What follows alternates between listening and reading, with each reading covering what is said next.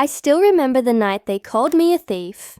The echo of that word still lingers in my bones, sharper than any blade, heavier than any chain.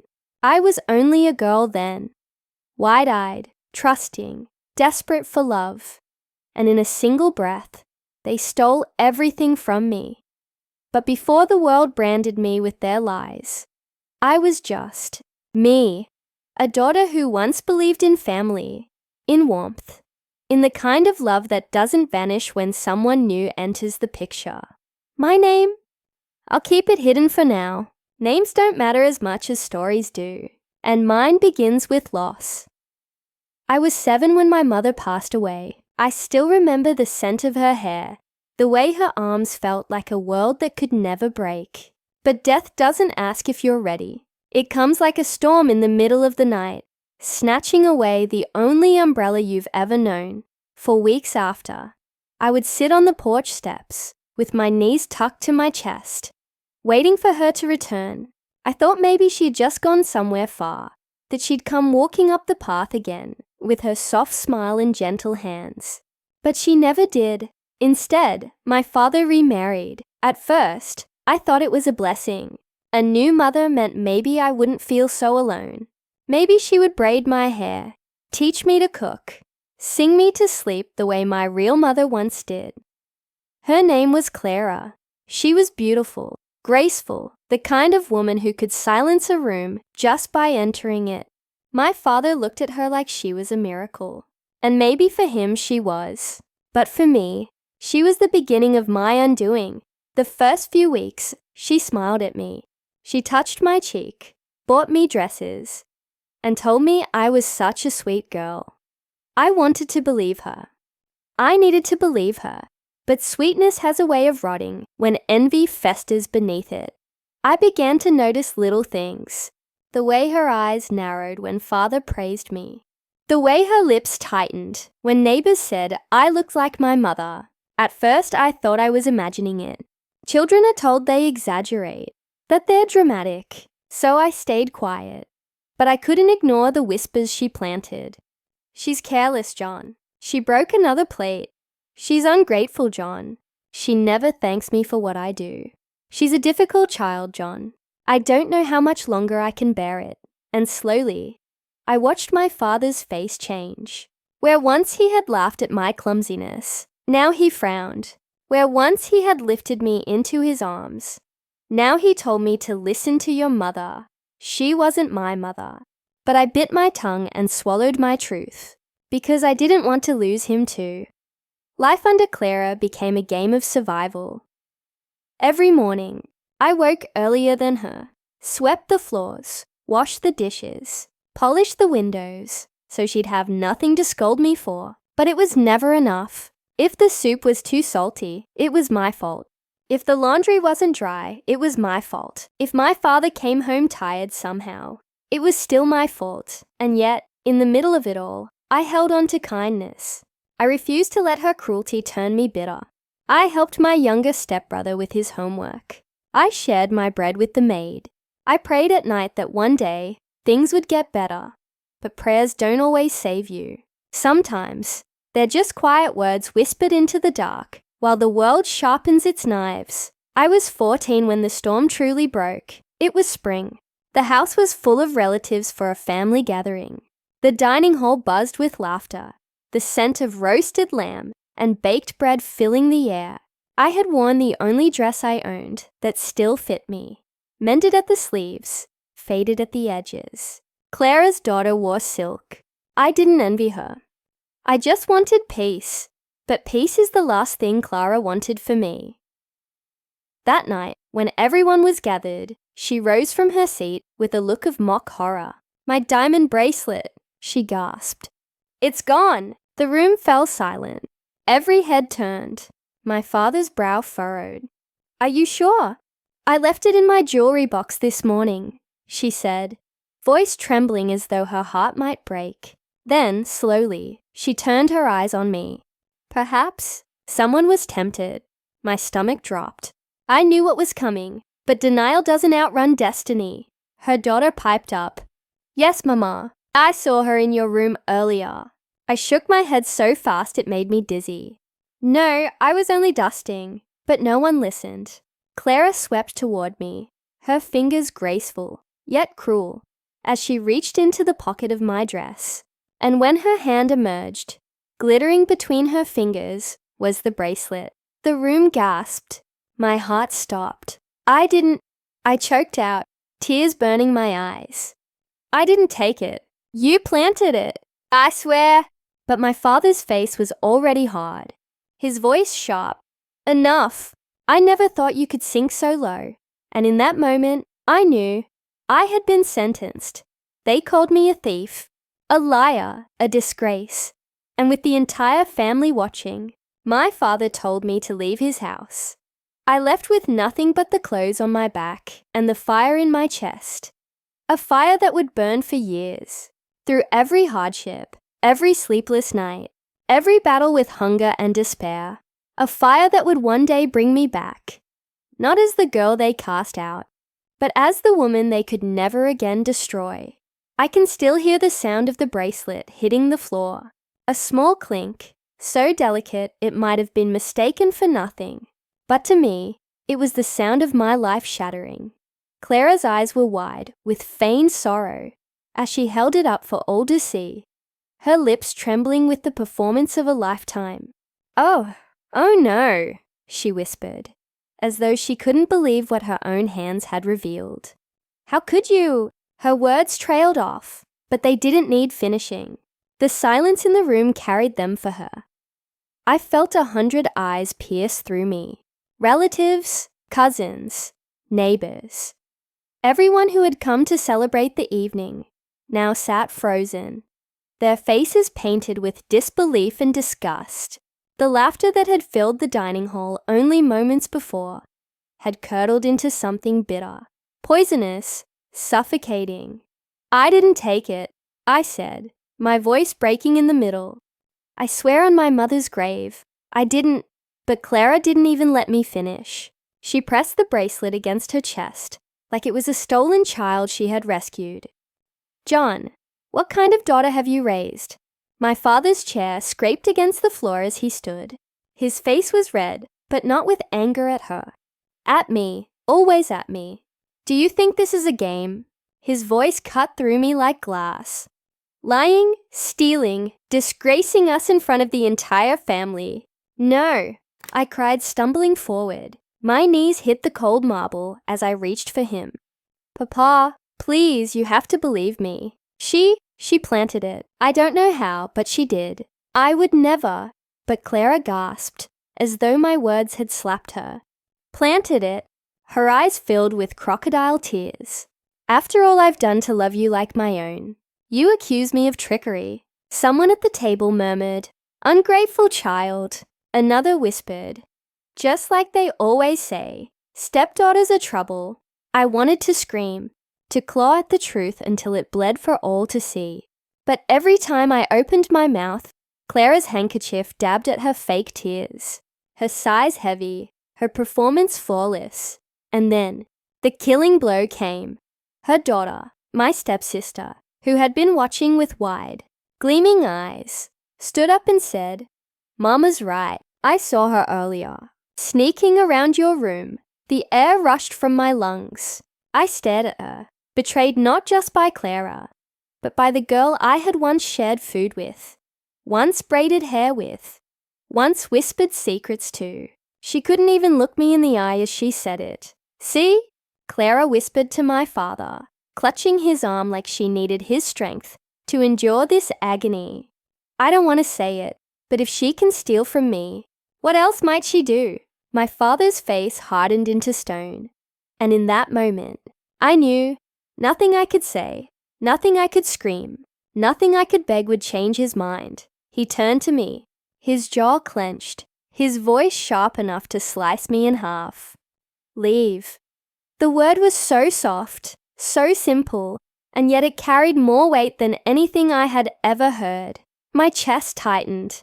Papa, leave! His fist slammed the table, the plates rattling, the glasses trembling, as though the house itself recoiled from me. Tears blurred my vision. My heart hammered so loudly, I thought it might burst out of my chest. But where will I go? I have nowhere. You should have thought of that before you shamed me. And with those words, he turned his back on me. I don't remember how my legs carried me to the door. I don't remember how I stumbled across the threshold, barefoot, my dress torn at the sleeve. I don't remember how the laughter of Clara's relatives returned, hushed and cruel, as though the drama of my ruin had been just another form of entertainment. All I remember is the cold night air hitting my face as I stepped outside, my body trembling, my heart breaking. The door closed behind me with a finality that felt like death. I stood there for a long time, staring at the house I had once called home, my mother's home. And now, nothing but a cage that had spat me out like I was nothing. And maybe I was nothing. For days after, I wandered. I had no money, no food, no roof over my head. Every door I knocked on turned me away. Every face that once smiled at me now whispered behind my back.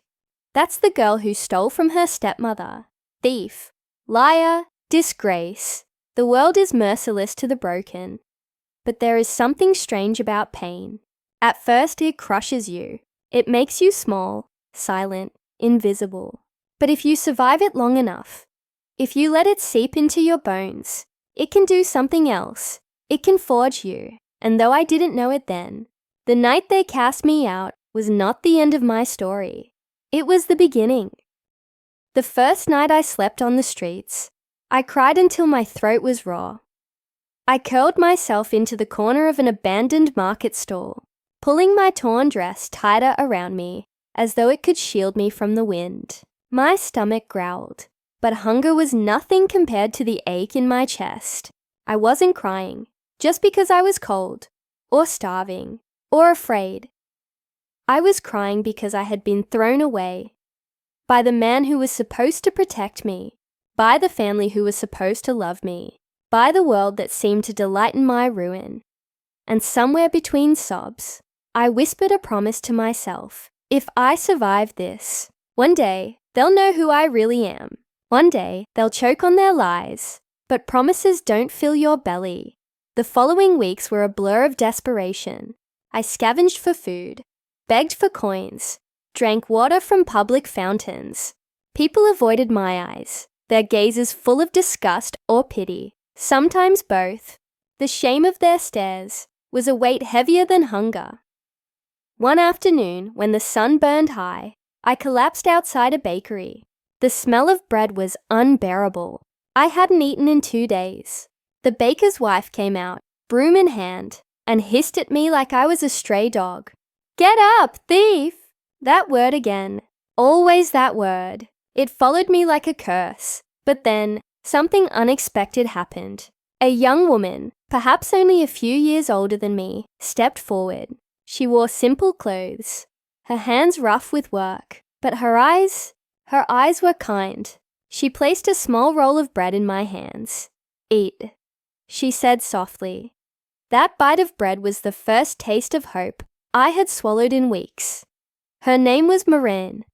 She was a maid in a wealthy household, and she became the first friend I had known since losing everything. She told me about work, how kitchens always needed hands, how laundries always needed labor, how shops would sometimes pay a few coins for errands. With her help, I found my first job, scrubbing floors in a tavern.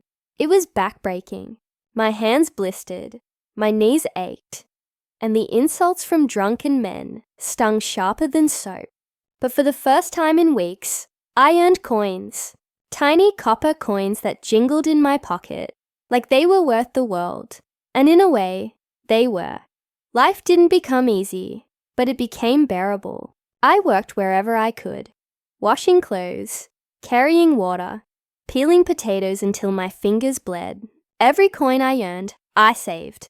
Every insult I endured, I buried. And slowly, I began to build a shell around myself. I stopped flinching when people whispered, "Thief." I stopped crying when my stomach ached. I stopped waiting for my father to come find me. Instead, I started to dream. Not the kind of childish dreams I once had, of fairy tales and happy families. No, these dreams were forged in fire. They were of survival, of power, of one day being untouchable.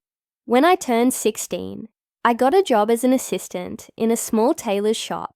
The owner, a stern old woman named Agnes, didn't smile often, but she noticed how quickly I learned. She taught me how to measure, how to cut, how to stitch. My fingers grew nimble, my eyes sharp.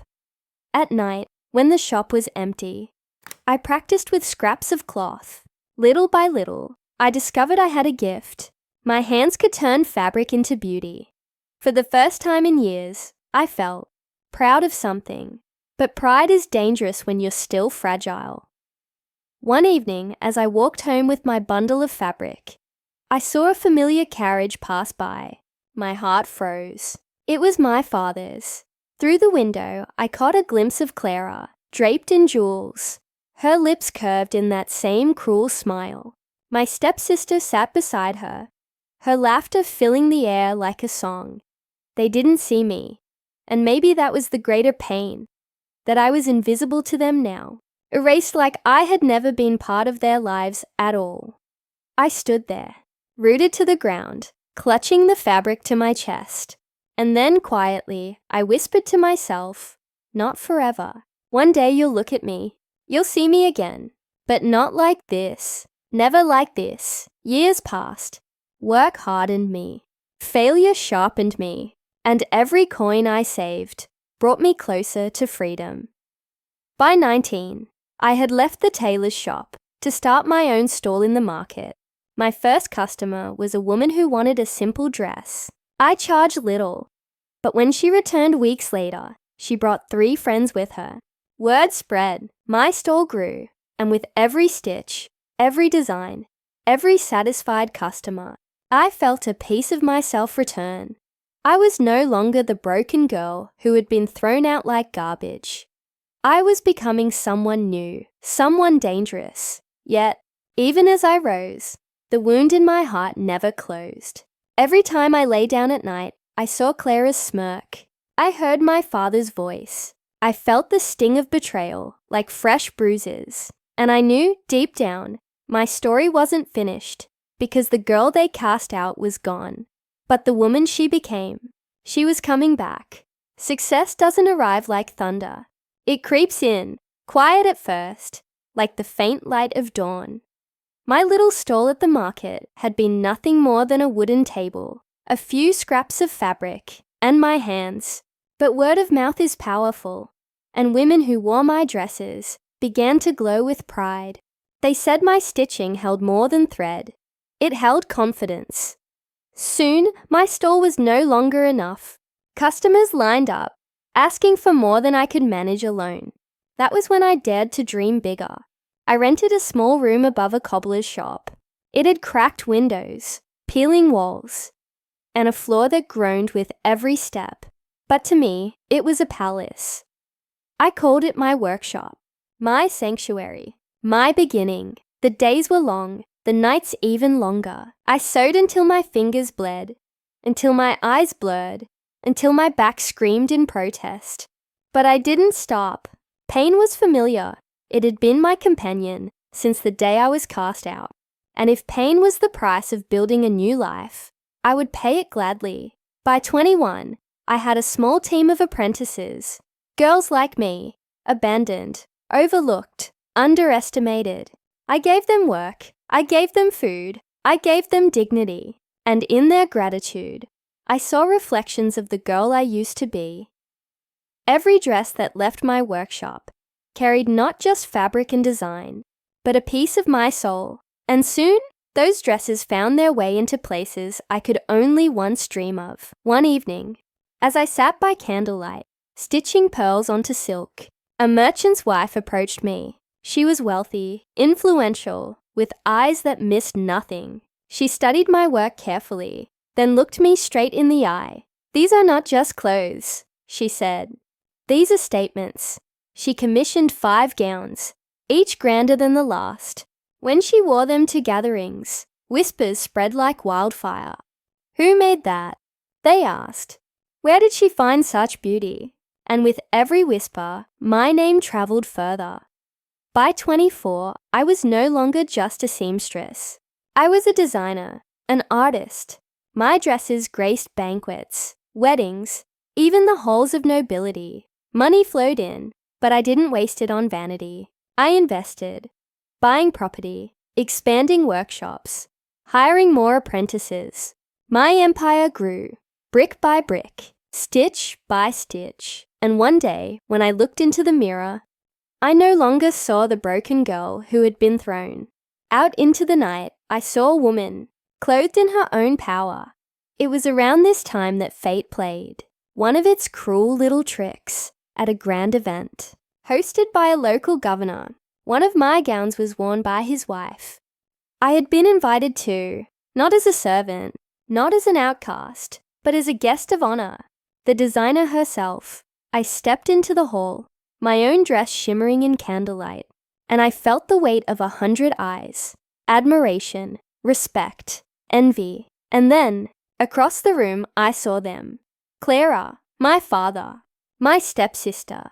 For a moment, the air left my lungs. Time folded in on itself, dragging me back to the night I was cast out. I half expected to feel the cold of the marble floor, the sting of their accusations. But then Clara's eyes met mine and widened. Recognition, shock, perhaps even fear.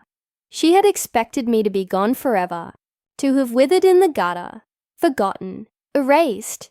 But instead, there I stood, glorious, untouchable. My father's face was pale, as though he were staring at a ghost. My stepsister whispered something, her lips trembling, her eyes darting between me and Clara. I didn't approach them that night. No. Revenge tastes sweeter when it's savored, not rushed. Instead, I let them watch as I laughed with governors, as I dined with nobles, as I basked in the respect they had stripped from me. Let them stew in their shock. Let them choke on the image of the daughter they had abandoned, now risen higher than they ever dreamed. But success isn't only about appearances. True power lies in ownership. By 27, I wasn't just known for my gowns. I was known for my business acumen. I invested in trading ventures, partnered with merchants, even funded orphanages and schools. The name they once spat out like poison was now spoken with reverence, and slowly whispers reached me. Clara's influence was waning. My father's business, once thriving, was sinking. Poor choices, debts, and Clara's extravagance had drained their coffers. Oh, how the tables turn. One night I stood in my office, overlooking the city lights, the hum of life below me. My hands rested on the polished wood of my desk, my heart steady. I thought of the promise I had whispered that first night on the streets. If I survive this, one day they'll know who I really am. I had survived. More than that, I had conquered. But I wasn't finished, because survival is one thing, success is another, and revenge is a story best told face to face. There comes a moment in every survivor's life when the past stops being a wound and becomes a weapon. For years, I had built my empire in silence. I had watched from a distance as Clara squandered my father's wealth, as their once proud household began to crumble under her greed. They thought they had erased me. They thought I was a ghost wandering in exile. But ghosts have a way of haunting the living, and I was ready to return. Not as the broken girl they had cast into the night, but as the woman they could never control. My chance came sooner than I expected. An invitation arrived one morning, sealed with gold.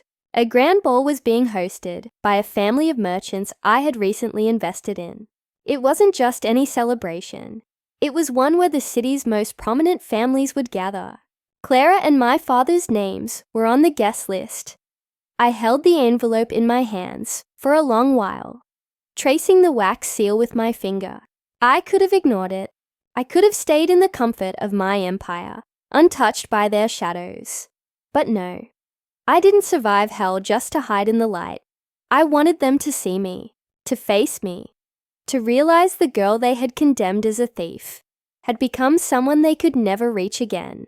The night of the ball, I dressed carefully, not in jewels to flaunt, not in colors to scream for attention. No, I chose elegance, a gown of deep midnight velvet, fitted to my form, simple yet commanding, pearls at my throat, not too many, just enough to whisper of refinement.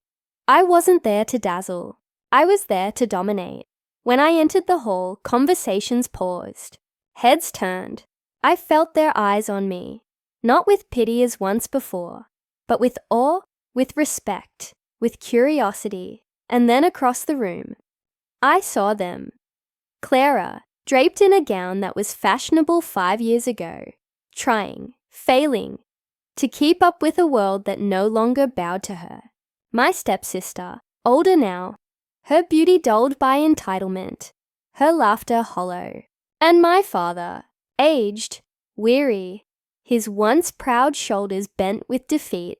The sight of them should have filled me with triumph, but what I felt was colder, sharper, like the edge of a blade pressing against my palm. I didn't rush to them. No, I let them watch me as I mingled with merchants, with nobles, with people whose names carried weight. I laughed, I toasted, I discussed trade and fashion and politics. Every gesture, every word was calculated, and slowly I could see it, the recognition dawning in their eyes. That girl, that thief, that disgrace. She was standing among the powerful, as one of them. No, above them. It was Clara who approached me first. Of course it was. Ah, she said, her voice dripping with honeyed venom. I thought my eyes deceived me, but it really is you. I turned slowly, meeting her gaze. Her face was still beautiful, but the years had carved lines of bitterness around her mouth. She was no longer the flawless stepmother who had once commanded my father's heart. Clara, I said softly, my voice smooth as silk. What a surprise! Her smile was brittle. You've done well for yourself, better than you expected. I tilted my head. For a brief second, her mask cracked, but she recovered quickly. One must adapt to survive, mustn't they? I smiled, a razor-sharp curve of my lips. Indeed, some adapt, others cling. My eyes flicked to her outdated gown, and I watched the flicker of shame cross her face. My father joined us then. His eyes lingered on me with something I couldn't quite read. Shock, regret, maybe even pride buried under guilt. My daughter, he began, his voice low. I raised a hand. No, you lost the right to call me that years ago. His lips pressed into a thin line, and silence stretched between us. My stepsister fidgeted beside them, her eyes darting everywhere but my face. Perhaps she remembered the lie she had spoken that night. Perhaps it haunted her, though I doubted guilt was in her nature. The rest of the evening passed in a blur of tension. Clara tried to maintain her composure, but every time someone greeted me with respect, every time a noblewoman praised my gowns, every time a merchant toasted to my business, I saw her facade crack a little more. They were used to power, to control, to being the family others envied. But now, they were standing in my shadow, and I savored every second. That night when I returned home, I didn't collapse in relief. I didn't cry. I didn't tremble. I poured myself a glass of wine, stood by the window, and whispered to the city below. They've seen me now. But this is only the beginning, because returning wasn't enough. No, I didn't want them merely to see me. I wanted them to face the truth, and I would not stop until every lie they had woven unraveled at their feet. Some wars are fought in silence, others demand an audience, and I had decided that my truth would not be whispered behind closed doors. No, Clara had poisoned me in front of the whole family once. She had stripped me of dignity in a room full of people who chose to look away. So my revenge my justice, would also be delivered where no one could look away. The opportunity came sooner than I imagined. The family estate, once vibrant with laughter, polished silver and constant visitors, was preparing for an anniversary celebration. It was Clara's idea, of course, a desperate attempt to remind the city that her family still held influence. I received the invitation personally. The handwriting was my father's, shaky but still recognizable. At first, I thought it was a mistake. Why would they invite me after everything? But then I understood. They wanted to parade me, to see if I would crawl back, softened by success, begging for a place at their table again. They thought I might be desperate for their acceptance. How little they knew me now, the night of the celebration. I arrived not as their stepdaughter, not as the girl they had branded a thief, but as a storm cloaked in velvet. The hall was filled with familiar faces, uncles, aunts, cousins, all the people who had once watched me weep, who had turned their eyes away when Clara accused me. They sipped their wine, exchanged pleasantries, and pretended their hands were clean. But tonight, their silence would betray them. When I entered, the room hushed. Conversations faltered. Glasses stilled mid-air. There she is. The thought rippled through them like a current. I let them look. I let them whisper.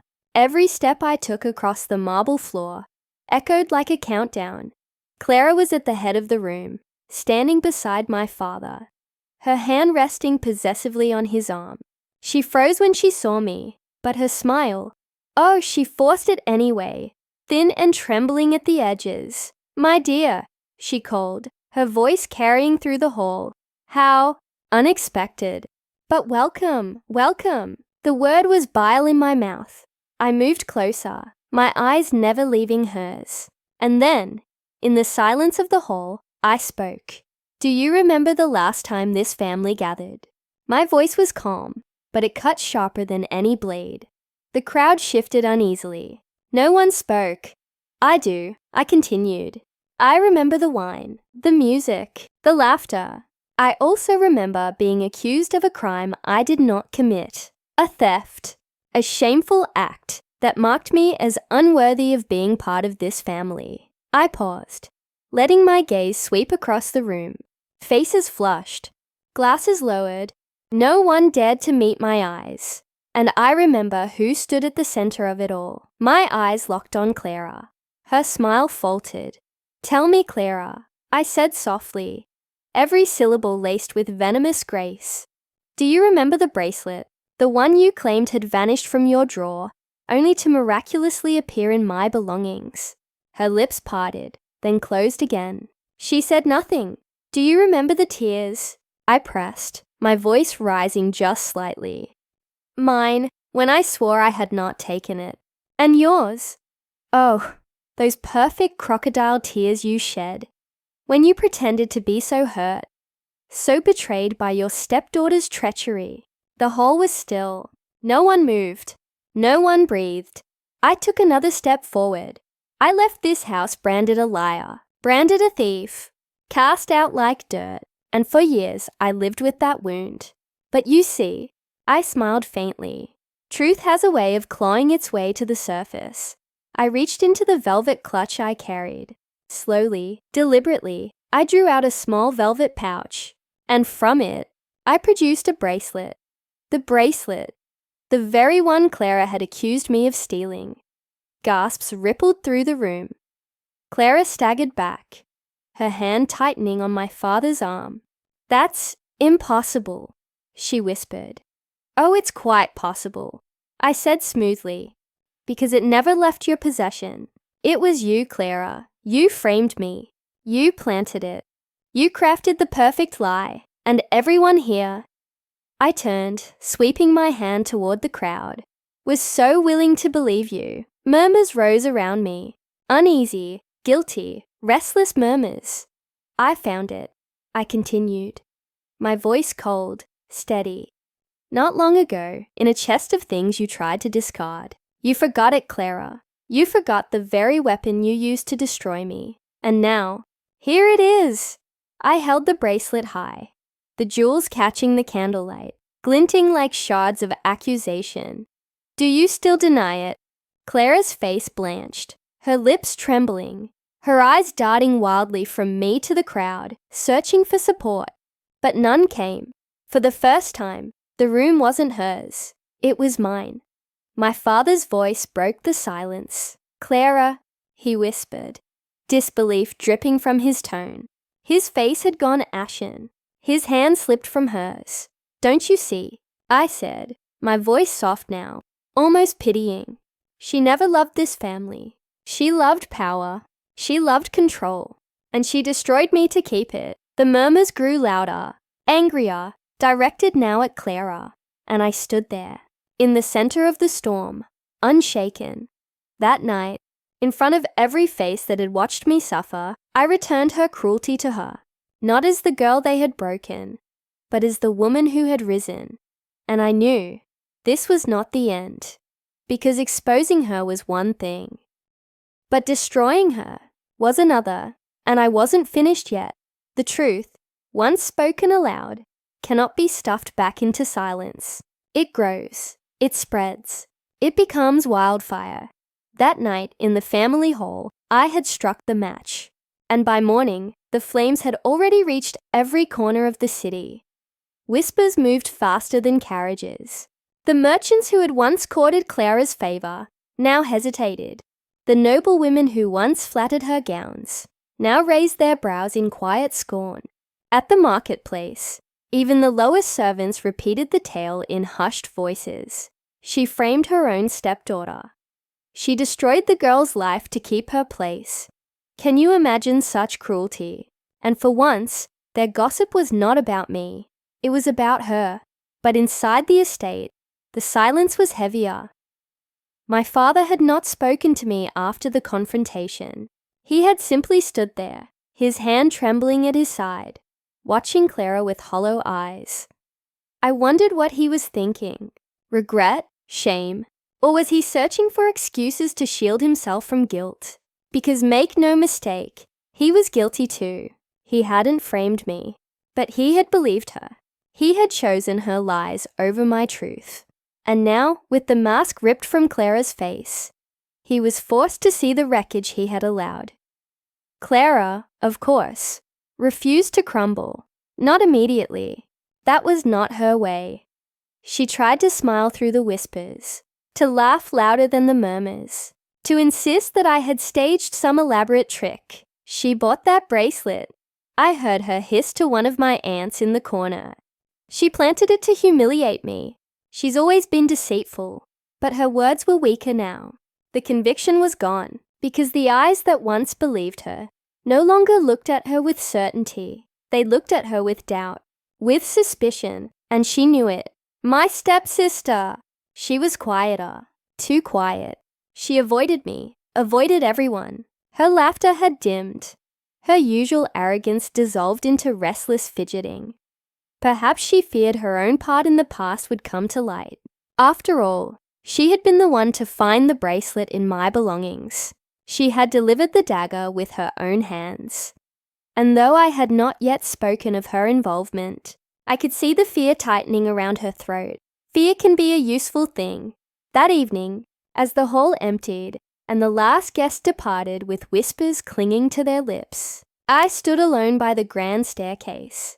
I could feel Clara's gaze burning into me from across the room. You think this makes you powerful, she hissed once the servants were gone, her mask slipping entirely now. You think exposing me will undo what was done? You are still nothing, girl. Nothing. I tilted my head, studying her as one might study a venomous snake trapped in a glass jar.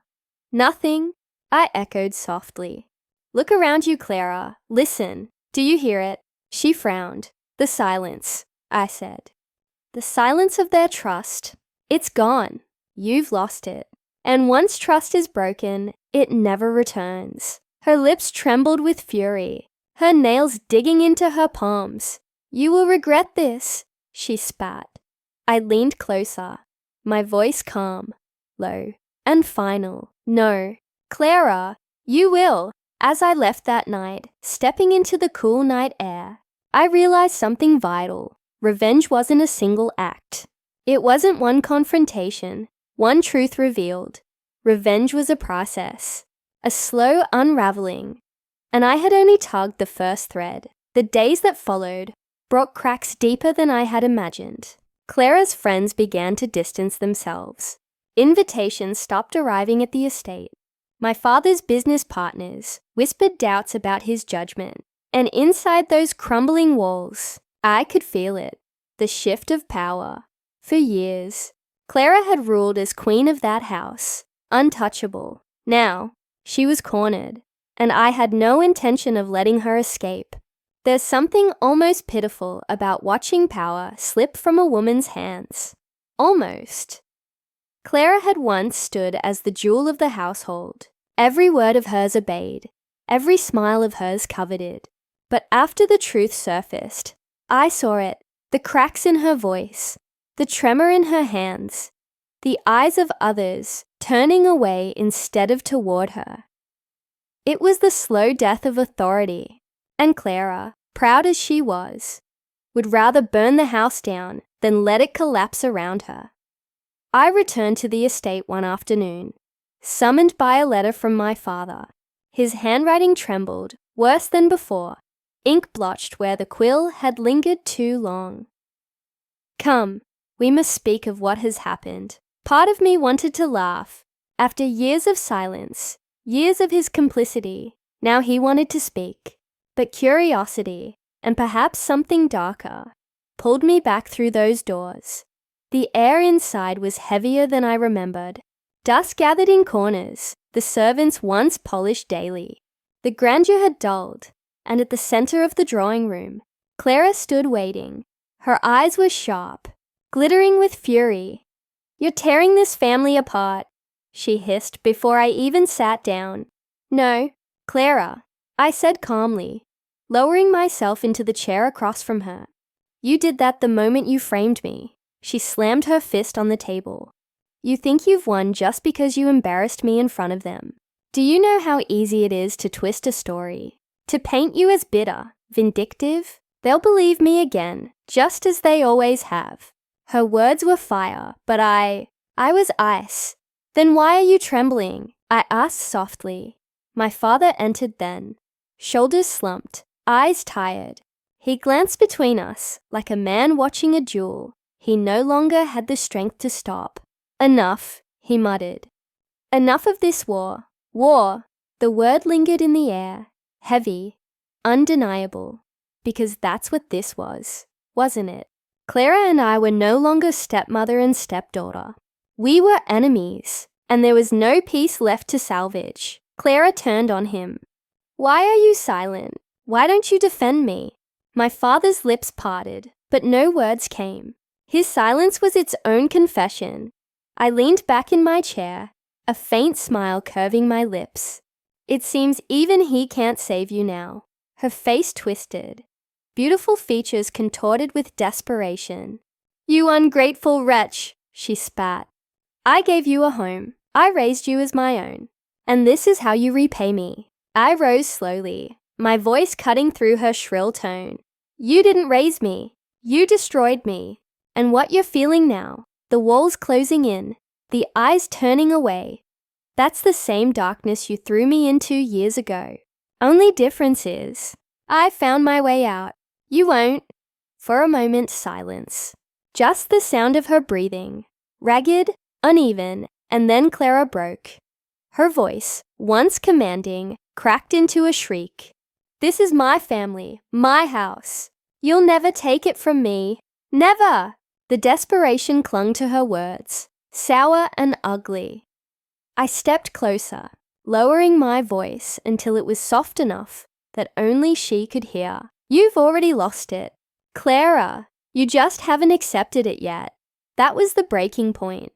I saw it in her eyes, the realization that she was no longer the predator, but the prey, that the power she had wielded so effortlessly for years had slipped through her fingers, and nothing she did could snatch it back. Her mask was gone, her pride shattered, and all that remained was fear as I left the estate that day.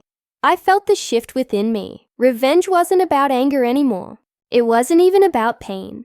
It was about power. And now I held it. But holding power is one thing, using it is another, and I wasn't done using it. Not yet. The thing about power is this. When people feel it slipping, they don't let go gracefully. They claw, they thrash, they tear at anything within reach, and Clara was no exception. After the confrontation and her breaking point, I thought perhaps she would retreat, lick her wounds in silence. But no, Clara was too proud, too terrified to fade quietly. Instead, she began to spin her web again. Only this time, the threads were frayed. She called gatherings, invited old friends to tea, tried to remind them of the Clara they once admired, but fewer came each time, and those who did left early, their smiles brittle, their whispers sharp. Still, she clung. She's lying, I overheard her say more than once. The girl has always hated me. She staged everything. I am the victim here, but the words carried no weight anymore. Because once a mask is cracked, every smile looks false. Every laugh sounds hollow, and Clara's mask was nothing but pieces now. My father grew quieter. His eyes, once clouded by devotion to her, now lingered on me with something unspoken. Regret, perhaps, or shame. I did not welcome it. Where was that gaze when I was cast out?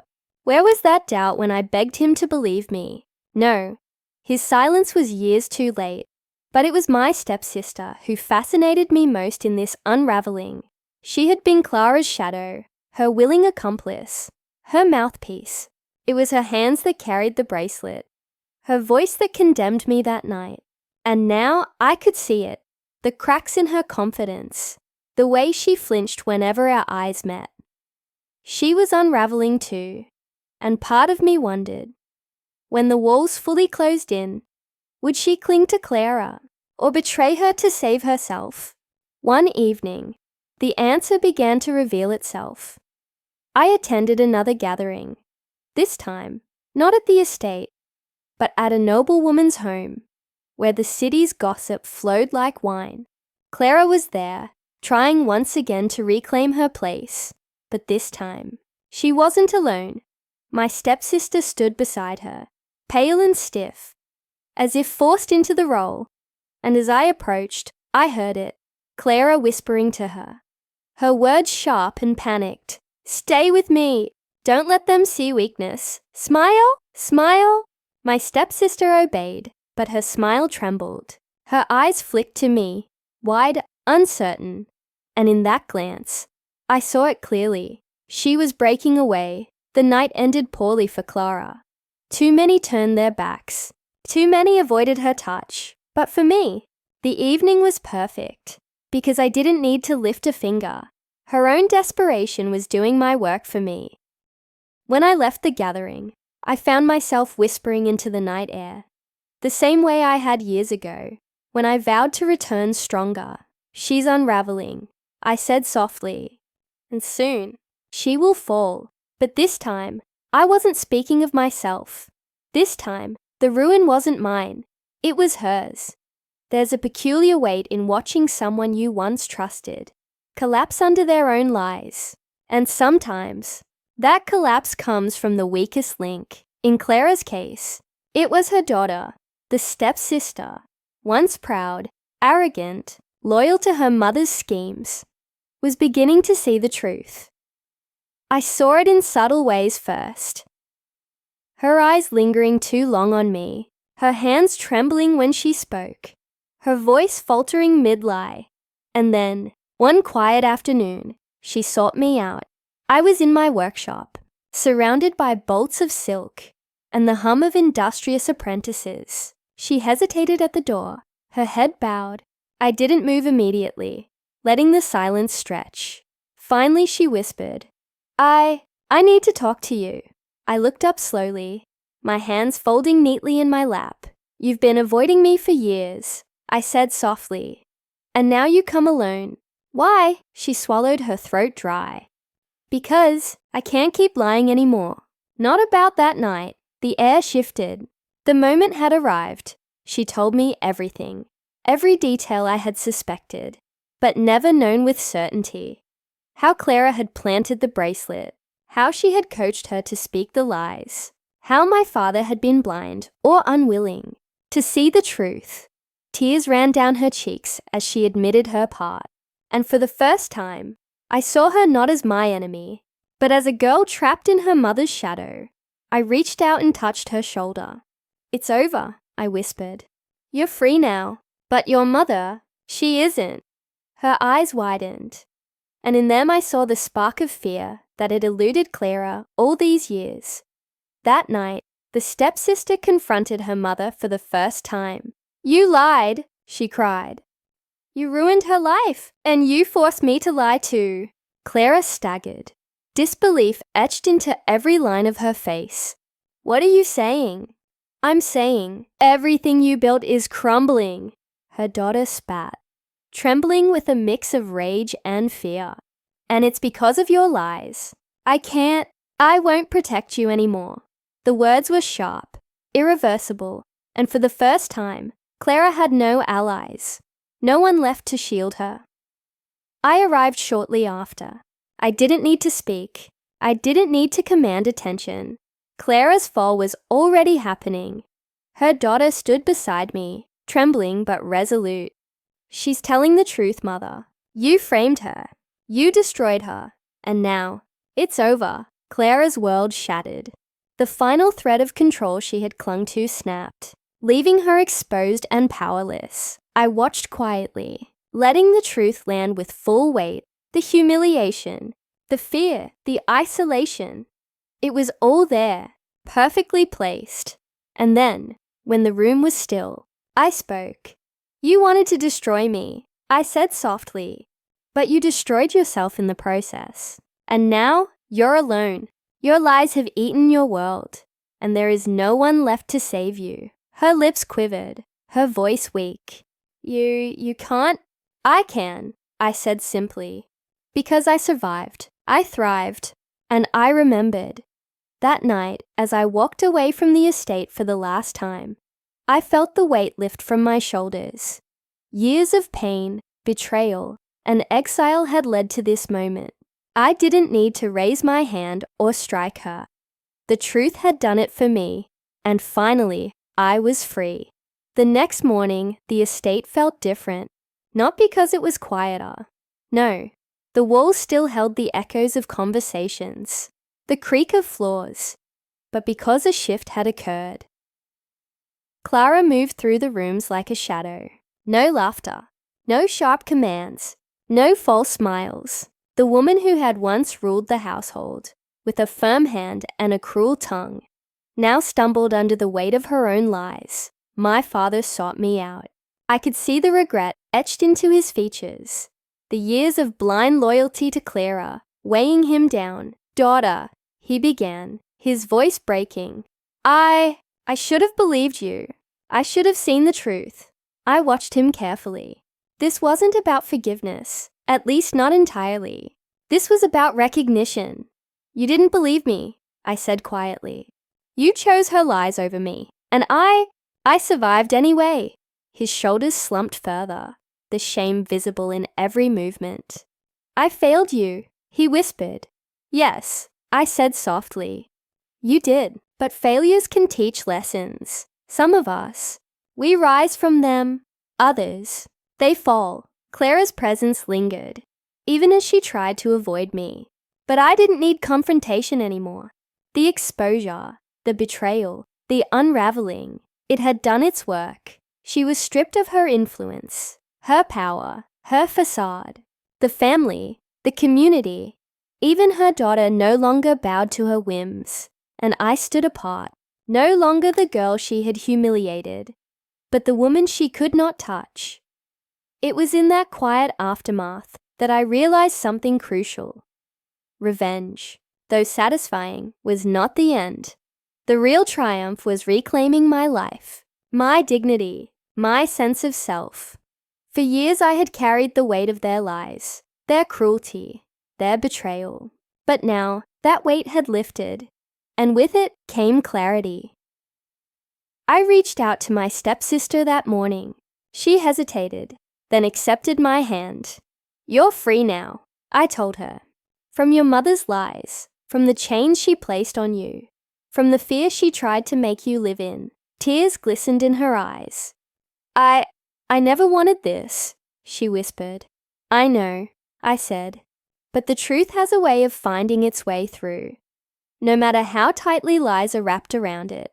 As for Clara, she retreated into silence. She was still present, but she had no place in the life I had built, and no power to threaten it. And my father, perhaps he would never fully forgive himself, but at least he had seen the truth, and perhaps that too was a lesson he would carry for the rest of his days. Standing by the estate gates that evening, I looked back one last time. The home that had once been a prison of shame and lies now stood as a symbol of everything I had overcome. I had been framed, humiliated, cast aside. I had lost everything, only to rebuild it with my own hands. And now, I was whole. The city had long whispered my name, first with curiosity, then with admiration. But nothing compared to the feeling of standing tall, fully recognized, in the light of my own success. I had arrived at this moment not by chance, but by resilience, intelligence, and the refusal to let lies define me.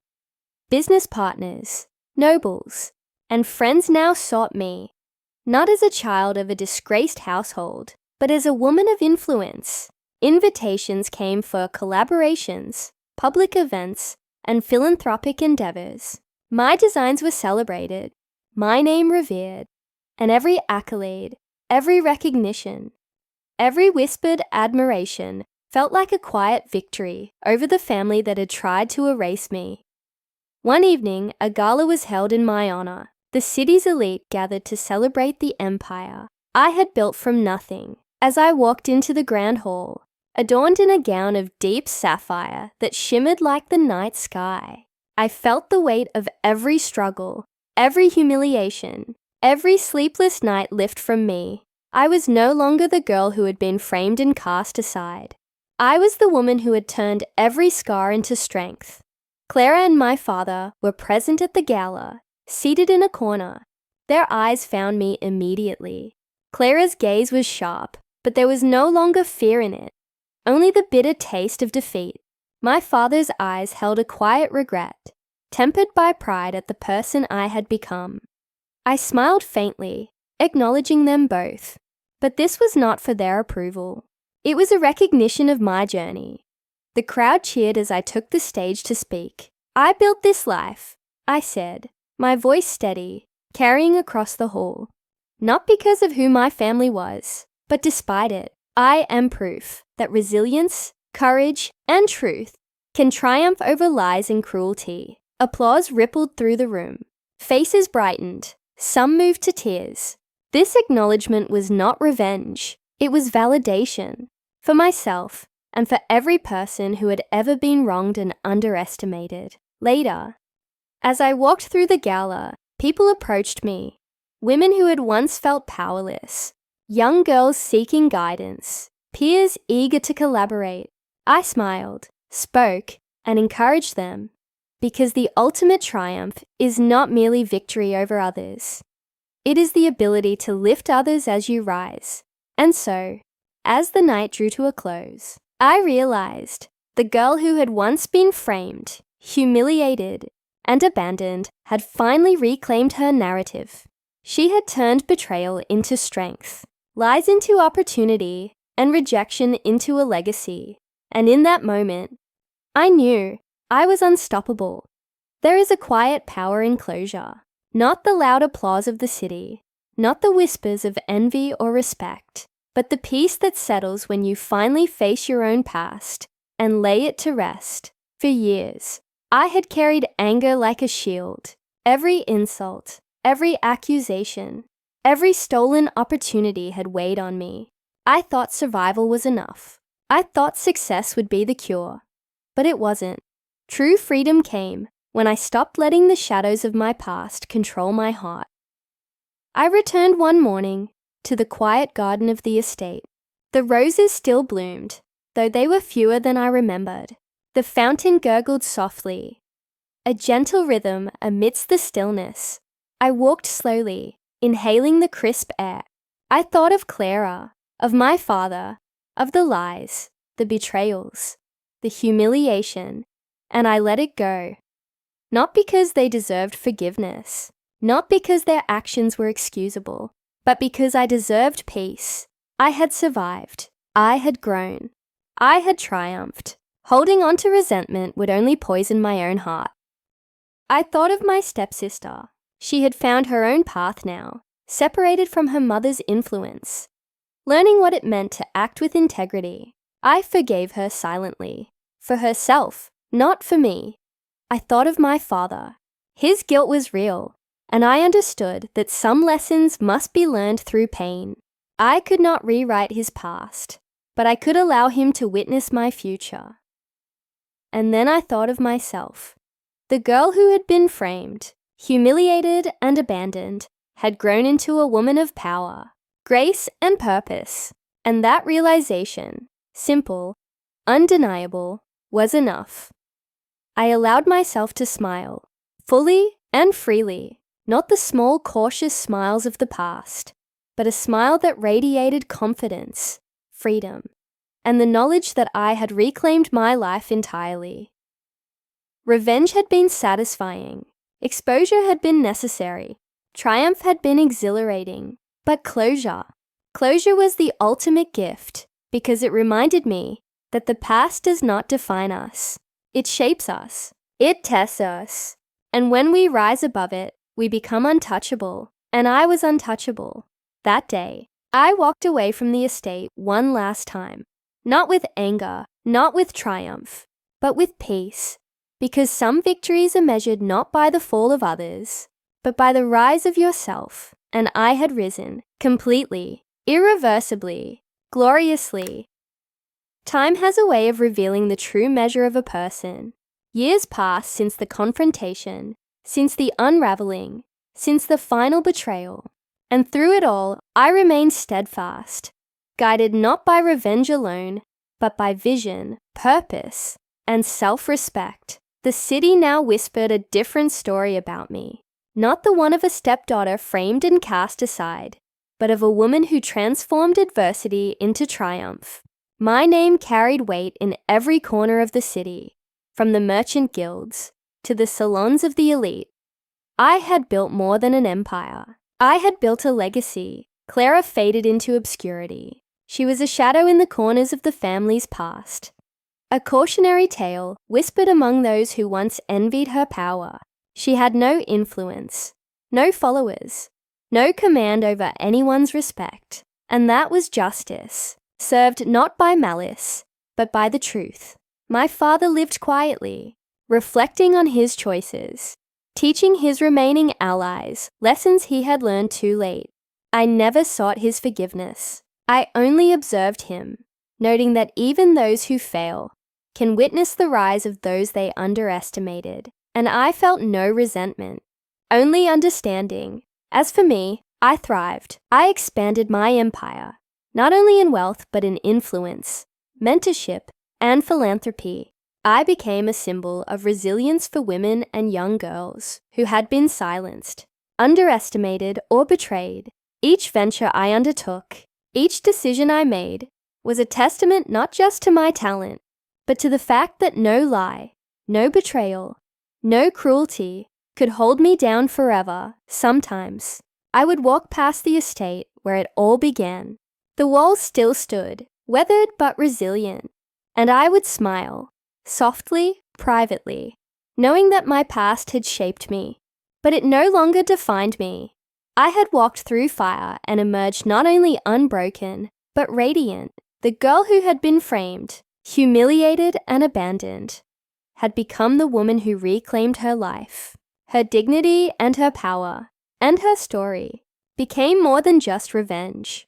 It became proof that truth, resilience, and courage can outshine lies, cruelty, and betrayal. as I gazed at the city from my own estate, my own throne built not on fear, but on strength.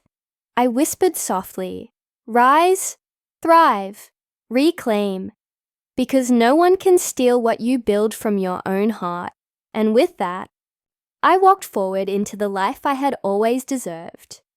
All right, everyone, that's all I have for today.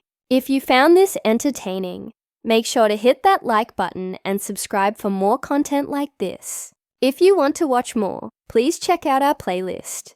Finally, a huge thank you for watching. I'll see you in the next one. Peace!